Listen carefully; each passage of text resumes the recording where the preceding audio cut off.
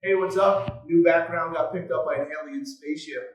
We're gonna try and see if this works a little bit better than what we've been doing, or just give you a whole bunch of different backgrounds based on where I am. Hey, today's Wednesday the 15th. Yesterday, Functional Movement Systems had a really fun and interesting to watch. YouTube probably lasted over an hour, and I really would hope that you can check it out, whether it's on my IG Lives or some of these other things. I make an insistence on myself that if it's something that I don't agree with, at least one time a year, I'm going to spend a lot of time giving to that model and to try to understand it, and nothing bad can happen. Because if I'm right, then I can beat my chest and say I was right the whole time, or in other times, it's way more exciting to find out that you were wrong. So maybe if it's an hour and the FMS isn't something that you think has significant value, one of the reasons I think that that's sometimes not an unfair approach for some people is that it's constantly changing and evolving. And if you don't keep up, if you're going to attribute your current position to maybe what was said 8, 10, 15 years ago, or even longer, well, then that's not totally without foundation, except that's not what the current message is. So if you're not somebody that has kept up, I think that's a really good thing on Functional Movement Systems YouTube.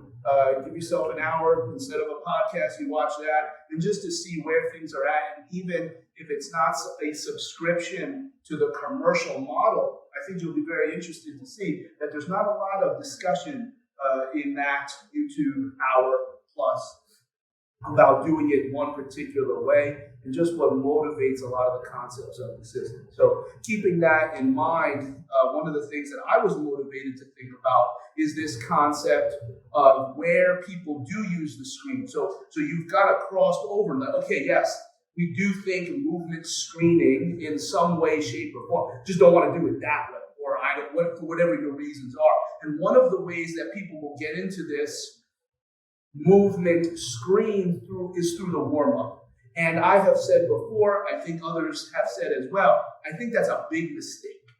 And here's why. The first thing to consider is that when you are choosing your own warm-up, I think you're already behind the 8 ball for this level of critical evaluation.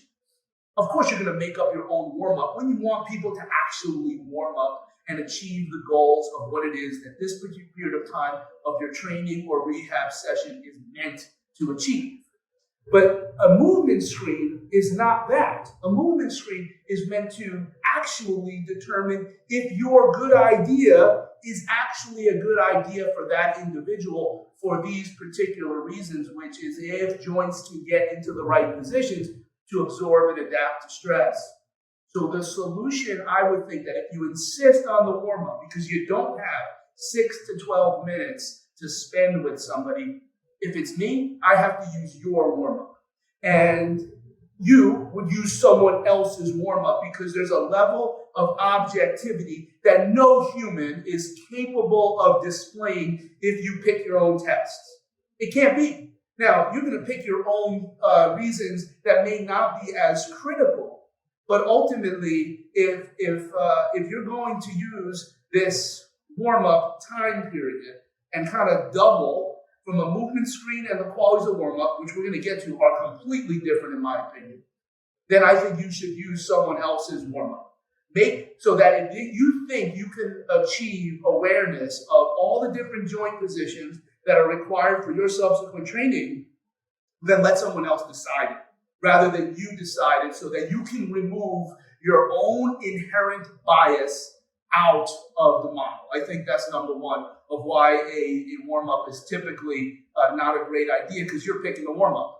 I don't think that's a great idea for the purpose of doubling as a movement screen. But the real reason that I think is a little bit stronger and maybe less playing down the middle there is the exercises and or movements that you would be choosing to determine if joints can get in the right position to absorb and adapt to stress are not the same movements, and certainly not the best options that you would choose for a warm-up, which would be, number one, increased tissue temperature, number two, prime, not gain any more of the current mobility that you have. Number 3, prep the central nervous system. And number 4, rehearse the impending movements of your training or competition.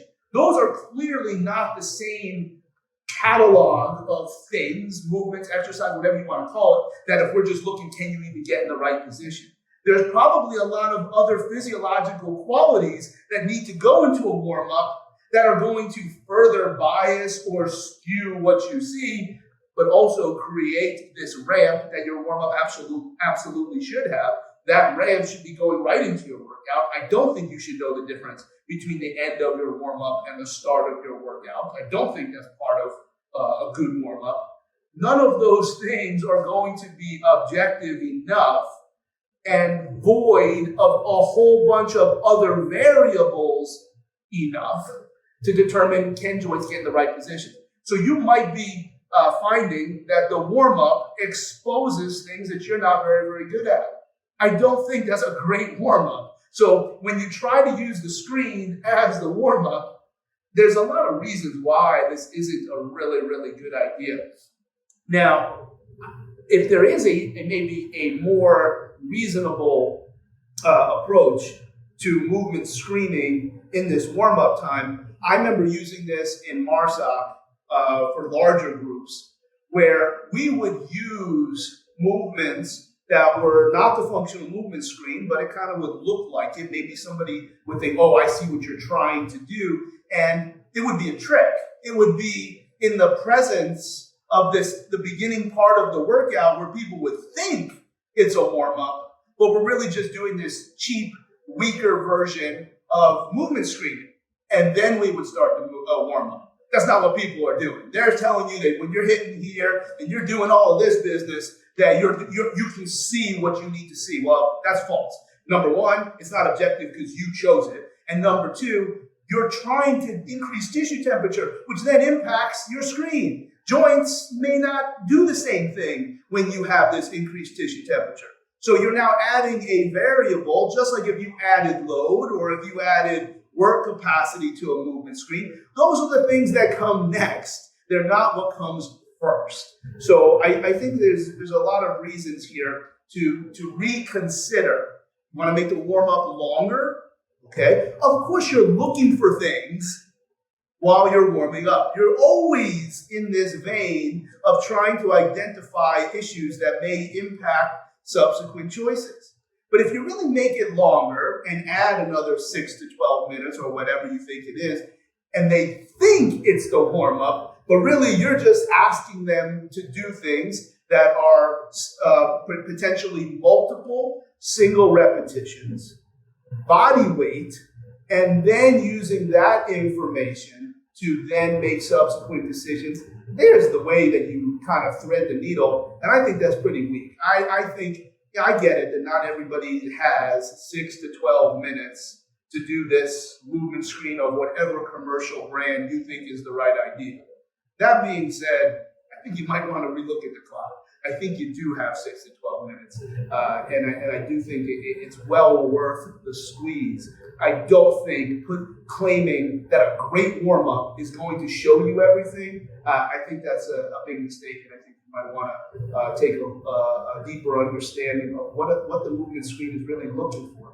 Can joints get in the right positions to absorb and adapt to stress? Yes, let's train hard. No, let's understand why so that we can develop some special exercises to fill in those gaps, whether we're looking to modulate pain, whether you're looking to increase mobility, or whether you're looking to create more efficient stability and or motor control, probably a very synonymous term. So hopefully that makes sense. I think that YouTube is going to answer a lot of questions of where a lot of the backstory is currently in the literature, which is really undeniable. But I also think that you're going to hear some things that maybe might help you change your mind. Hopefully we did the same here. I don't think a movement screen within the warm-up is anywhere close to best practice. Hopefully that makes sense, and I do hope that if you happen to see a leprechaun, say, yeah,